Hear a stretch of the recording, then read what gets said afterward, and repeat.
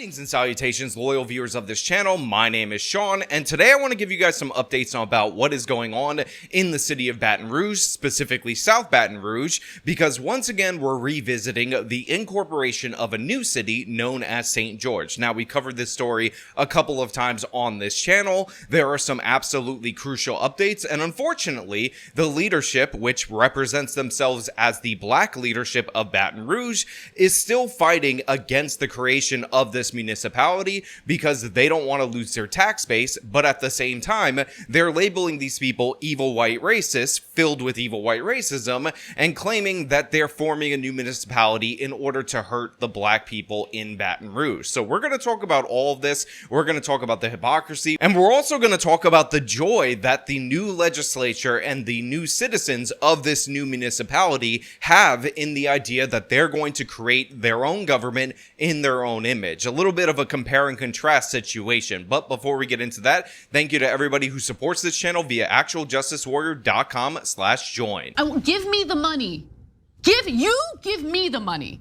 Okay. Members of the interim St. George government are moving forward with the new city after being sworn in Monday night. Some in Baton Rouge, though, argue that St. George is still not a city since the legal battle is not over yet. So right off the top, the way that it's presented might be a little bit confusing to those of you out there in the audience, but I actually did two separate videos on this particular story that clear up this whole situation. But a quick recap so you guys can understand what is going on. Essentially, there is some areas that are south of the city of Baton Rouge, and over a decade ago, these people realized that the Baton Rouge school district is absolutely terrible. It is horrible in every possible way, and they decided that they wanted to form their own school district. Now, coincidentally, this particular area of South Baton Rouge was disproportionately white. So what ended up happening was the Baton Rouge City Council decided that they were going to call them evil white racists, say that they're trying to reinstitute redlining, and not allow them to set up a school district, even though the Baton Rouge school district is one of the worst in the entire state of Louisiana. I think the last time I checked,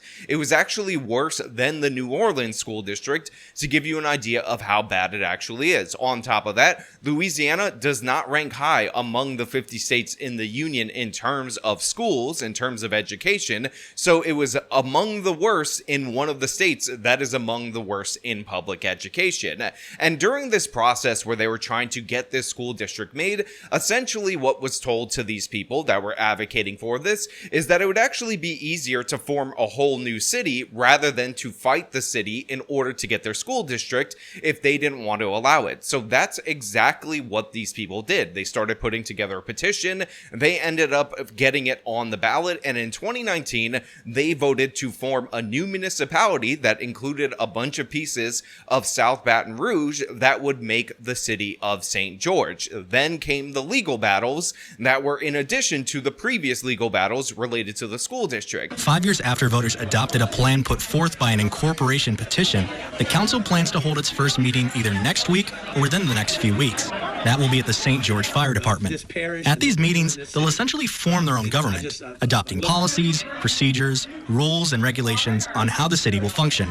They say it's going to take a large amount of work in the next couple of months as they prepare everything, but they're confident in their ability to build a new city. But after 5 long years, the Louisiana Supreme Court ended up ruling in their favor that they could form this new government, and while there was so much excitement and jubilation on the part of the people who fought for this, who put together this grassroots campaign, the other side was none too pleased. As the mayor president, Baton Rouge Mayor Sharon Weston Broome says she is disappointed in the ruling, but says her administration has been preparing if this were to happen. The percentages, the impact that it would have on the budget, what potential cuts would have to be made. But she stopped short of crunching numbers at this point because she says the plaintiffs could ask for a rehearing. Now, we've documented this from both government officials and from left-wing activists multiple times on this channel, and basically what ends up happening is that all of these black activists, all of these black leaders, with the notable exemption, by the way, of the local head of the NAACP, who actually says even though he didn't want this to go through,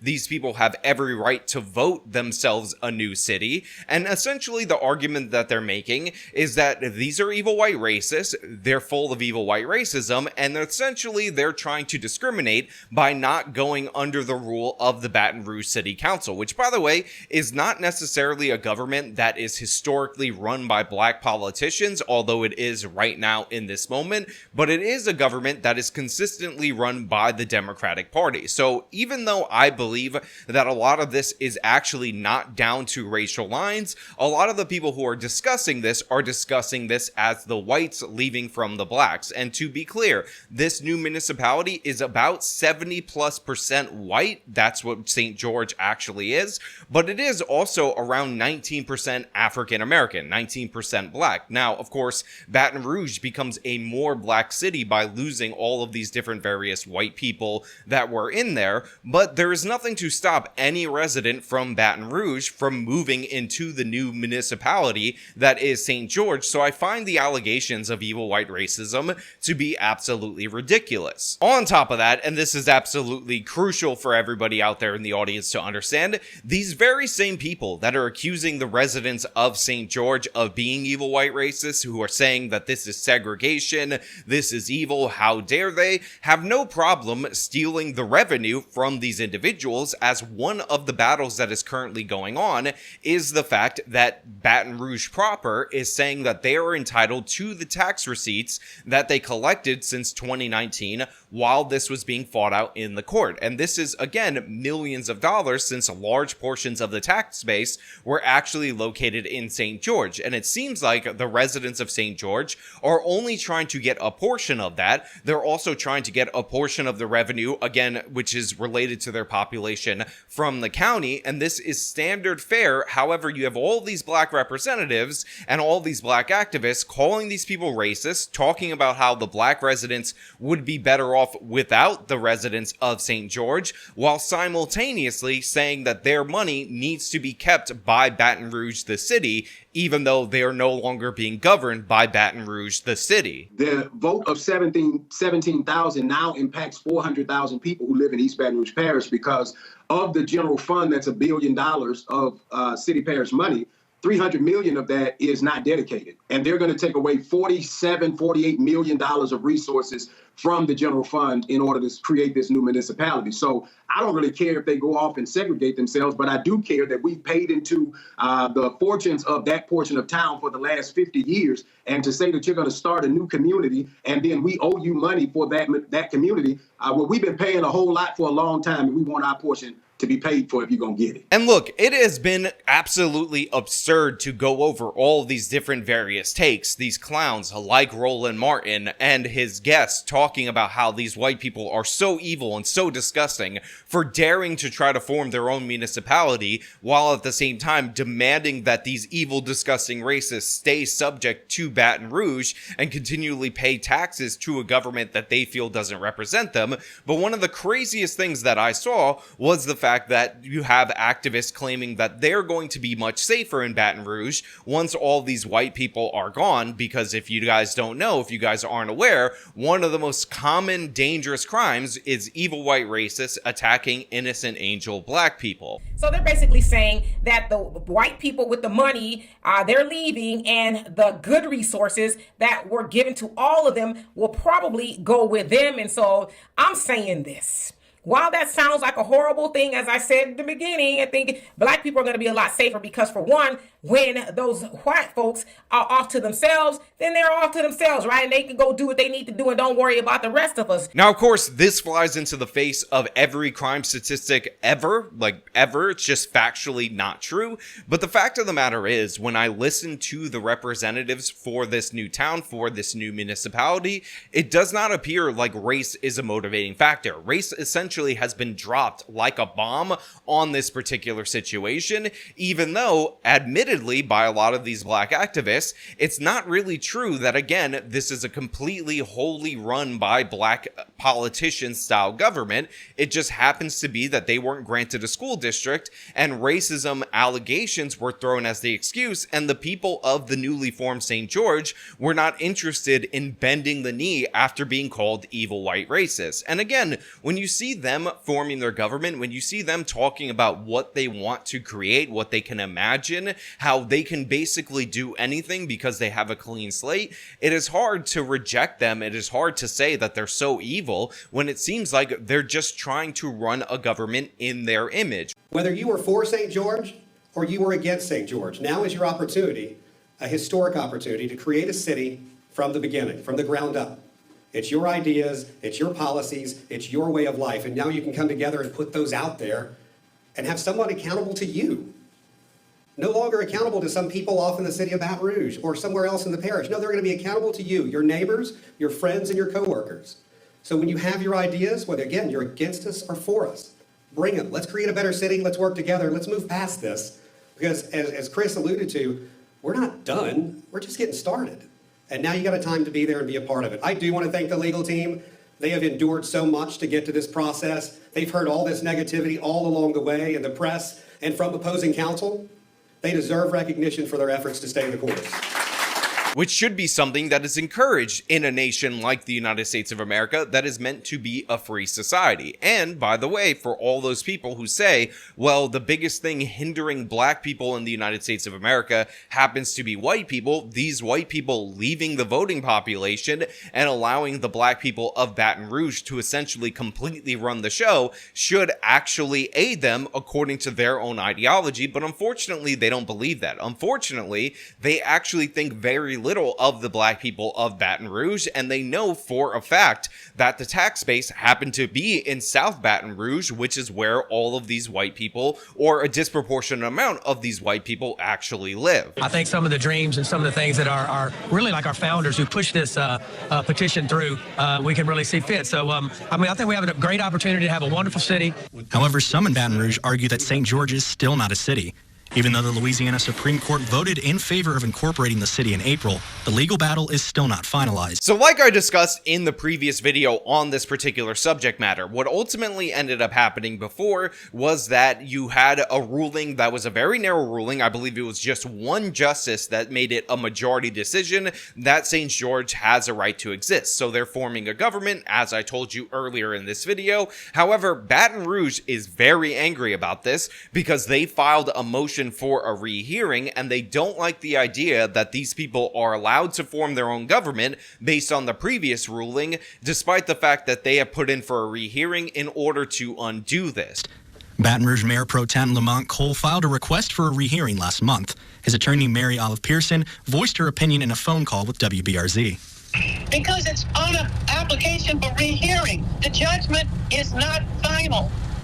I don't know how many times I gotta say that. And you could just hear the anger from the attorney that is representing Baton Rouge. You can just hear the viciousness in this woman's voice that they're deciding that they want to form a government. Now, there are some issues that do need to be worked out by the court. And by the way, these issues and forcing them in the way that this attorney is doing might not work out all that well for Baton Rouge, because one of the things that they need to determine is the date of incorporation, which is absolutely crucial, and the boundaries. And I'll explain that in just a little bit. Since the vote to incorporate in 2019, Baton Rouge has annexed a portion of the region currently in St. George, and the population has ballooned from 86,000 to likely over 100,000. St. George replaces Lake Charles as Louisiana's fifth largest city, behind New Orleans, Baton Rouge, Shreveport, and Lafayette. The rehearing request argues that the Supreme Court didn't determine the official date of incorporation or city boundaries, which are required by state law.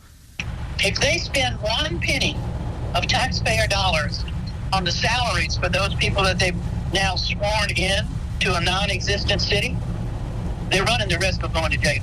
So you can see the threats coming from the attorney saying that these people, if they get one penny of a taxpayer salary for this city that doesn't exist, they run the risk of going to jail. Because of course, when somebody is a dissident, when somebody disagrees with you politically, when somebody even wins out in the court, the natural response from the left-wing Democratic Party is to threaten them with imprisonment, because that's what we do in the United States of America now. We target our political opponents for legal retribution. We engage in lawfare, and it's really unfortunate. But to be clear, If they end up agreeing with St. George that the incorporation date goes all the way back to that 2019 referendum, then Baton Rouge proper is going to owe them a ton of taxpayer dollars. What they should be trying to do is reach a compromise that allows them to become a city going forward so that they don't have to pay that backed revenue that essentially they've stolen from these residents over the past 5 years by fighting this out in the court. And by the way, if they wanted to actually,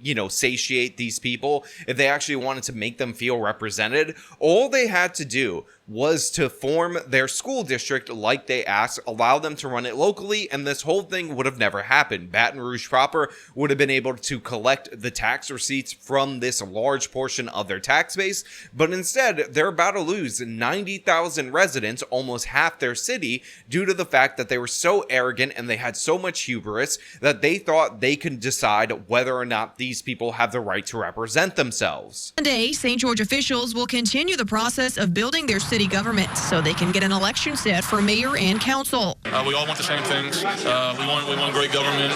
We want safe streets for our children and our families, and we want a great place to live. Now again, you could see this for yourselves, the optimism, these people's desire to push forward, these people's desire to realize what they have achieved, to not only create a school district, but to create a government that is run in a very conservative way, and you can understand why this cannot be allowed to be done if you're the Democratic Party. If people can just decide that they're going to break away from these Democratic cities, form their own sections with the conservative areas, take the tax base with them, run them very efficiently, maybe even lower the crime and have all these other positive outcomes, then that really calls into question Democratic Party leadership. On top of that, obviously, they believe to a certain extent that there is a racial angle to this. Now, I will point out that the racial angle appears to be one-sided. It appears to be coming from the left side of the political spectrum. As I talked about, this city is going to be more black, St. George is, than the general population of the United States of America. Nothing is going to stop the black residents from Baton Rouge from moving into St. George. There will be no consequences for that of any kind. It is just a matter of choice, them running essentially these parallel cities on the border of one another, and they don't like the look of that city becoming more prosperous, becoming better, and possibly stopping the exodus of people that we've seen from Baton Rouge County under complete and total Democratic leadership. We find out which ones are outside of the plus or minus 5% from the district average. Where they're high or low beyond that, then we make adjustments to their boundaries to either put people in or take people out to rebalance their total population. However, that map is currently at the center of a lawsuit brought by the Black Metro Council members. The maps, as they are drawn, they go into effect next year, violate both the Voting Rights Act and the U.S. Constitution. So as you saw, they have 5 black members of the Metro Council that have decided that they're going to sue, claiming that this violates the Voting Rights Act of the United States Constitution, which in my opinion is ridiculous and absurd in every possible way. And the reason I believe this to be the case is because you're just carving off a new city. You're not cutting down anybody's ability to vote or anything like that. There are no additional restrictions, and the idea that this needs to have the federal government come in and put their hand on the scale is absurd. But that's the thing that is really aggravating about this whole situation. On the one hand, you have a group of people, a section of town that wanted to form their own school district just so they could run the education system for their kids, to have the same local control that a bunch of other areas end up having over their kids, and it spiraled into a situation where they had to fight for their own independence, form their own municipality in order to push back against the city of Baton Rouge, who wasn't going to let them have any autonomy. And now that they've won that in the courts, they fought for 5 long years on this particular issue, but they actually fought for years before that. This is 10 years in the making. All of a sudden, not only are they petitioning for a rehearing from the Louisiana Supreme Court, because, when you lose and you're a Democrat, you ask for a do-over over and over and over again, but they're also claiming that they're somehow a federal voting rights violation because for some reason the black representatives are having their votes from their constituents being taken away by the fact that this area petitioned in public, drew their own borders in public, and voted in public to form their own city. For some reason,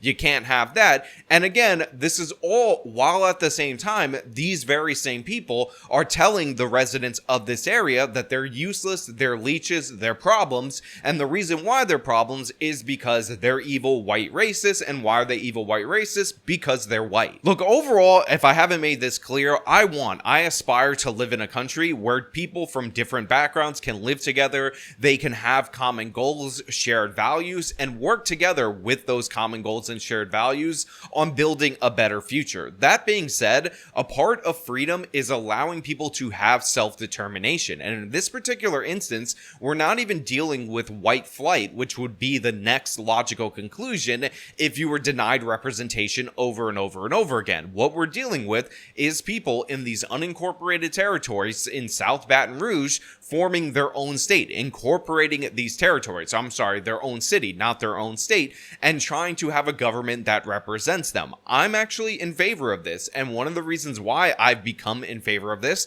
is I've actually been convinced by a lot of black activists that this is okay. You can form your own section, your own city, your own neighborhood. We've always had this in the United States of America, and of course, as long as you're not actively discriminating against other groups, then that should be perfectly fine. People are allowed to select where they live. They're allowed to vote for the government that they want. And if you're not being represented by your government, if it's been corrupted, if it's had so much rot, if basic things like the school system, like the police department are not functioning, you have every right to form your own version of those things. But of course, the left talks out of both sides of their mouth with this. Black activists talk out of both sides of their mouth with this as well. They say that these people are leeches, they're problems, they're racist, they're responsible for all the problems, but as soon as they decide to pack up and form their own little base camp, all of a sudden, that's a major issue. All of a sudden, that's worse than the evil white racism that they were infusing into the government. And that is because